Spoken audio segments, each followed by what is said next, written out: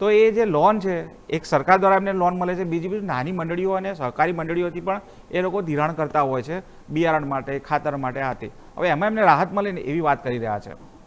તો શું એમની માંગ છે, કઈ રીતે એમને તકલીફ પડી રહી છે, આવો સાંભળીએ.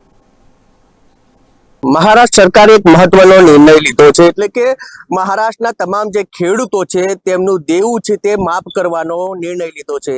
ત્યારે ગુજરાતમાં પણ ખેડૂતો શું ઈચ્છી રહ્યા છે આજે તેમની સાથે વાત કરીશું. ત્યારે અમારી સાથે બનાસકાંઠાના કેટલાક ખેડૂતો છે એમની સાથે સીધી જ વાત કરીશું. આજે જે રીતે મહારાષ્ટ્ર સરકારે ખેડૂતોના હિતમાં નિર્ણય લીધો છે, એટલે કે તમામ ખેડૂતો છે તેમનું જે તમામ પ્રકારનું દેવું છે તે માફ કરવાનો નિર્ણય લીધો છે. ત્યારે આ બનાસકાંઠાના ખેડૂતો તમે શું ઈચ્છી રહ્યા છો, શું થવું જોઈએ? અમે એવું ઈચ્છી રહ્યા છીએ કે બનાસકાંઠામાં બી આપણે ગુજરાતમાં બી દેવું માફ થવું જોઈએ. અને જે ભ્રષ્ટાચાર થાય છે ને, જે લેવી આપણે અનાજ લે છે એમાં બી ખોટું થાય છે.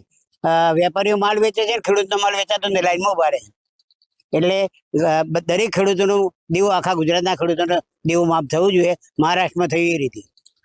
ચોક્કસ જે રીતે અનેક પ્રકારની જે પાક ધિરાણ હોય અથવા જે મશીનરી હોય તેમની લોન લીધેલી હોય છે, ત્યારે ખેડૂતો અત્યારે અનેક પ્રકારની મુશ્કેલી આવતા અત્યારે તો દેવાના દાટ થઈ ગયા છે. એક બાજુ કુદરતનો કેર છે તો બીજી બાજુ ખાતર, ડીઝલ સહિતના જે ભાવ છે તે વધી ગયા છે. ત્યારે ખેડૂતને ખૂબ જ મુશ્કેલી પડી રહી છે. જે મહારાષ્ટ્ર સરકારે નિર્ણય લીધો છે તો શું કહેશો, દેવું માફ થવું જોઈએ? એવું માફ થવું જોઈએ, પણ એમાં શું છે, સોસાયટીઓ તો બિલકુલ બેસી ગઈ છે. એટલે સોસાયટીઓમાં નાના ખેડૂતો છે ને, એ સોસાયટીમાં જે ધિરાણ લેવાવાળા, એટલે એમનું જેવું તો હોય 100% માફ થવું જ જોઈએ. અને બીજે જો એમ કે મહારાષ્ટ્ર સરકાર જેવું માફ કરતી હોય 100% તો ગુજરાત સરકારને શું છે? ગુજરાત સરકારને જેવું તો ખેડૂતો સામે લક્ષ્ય રાખવું જોઈએ ને. એટલે આપણે તો ભૂપેન્દ્રભાઈને એટલી જ વિનંતી કર્યા કે આ આપણા ખેડૂતોને જેવું પણ માફ થવું જોઈએ. ચોક્કસ બનાસકાંઠાના ખેડૂતો પણ કહી રહ્યા છે કે જે રીતે મહારાષ્ટ્ર સરકારે નિર્ણય કર્યો છે તે રીતે ગુજરાત સરકારને પણ એક એવો નિર્ણય કરવો જોઈએ. જે ખેડૂત છે, ભાગેલો ખેડૂત છે, તે એક વખત ફરી બેઠો થઈ શકે. ત્યારે મહારાષ્ટ્ર સરકારના નિર્ણયને આપ કેવી રીતે જોઈ શકો છો? મહારાષ્ટ્ર સરકારે જે નિર્ણય લીધો ને ખેડૂતો માટે, એ હિત માટે લીધો, એ બરોબર લીધો. પણ ગુજરાતના ખેડૂતોને પણ હિત એ રીતે કરી અને દેવું માફ કરવું જોઈએ.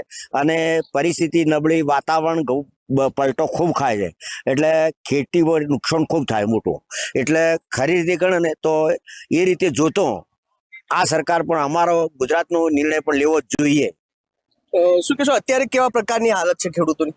હાલ જે છે ને, હાલે જુઓ પરિસ્થિતિ નબળી જ છે ખેડૂતોની. કારણ કે માલના ભાવો પ્રોત્સાહન સમજ મળતા નથી બજારમાં બિલકુલ.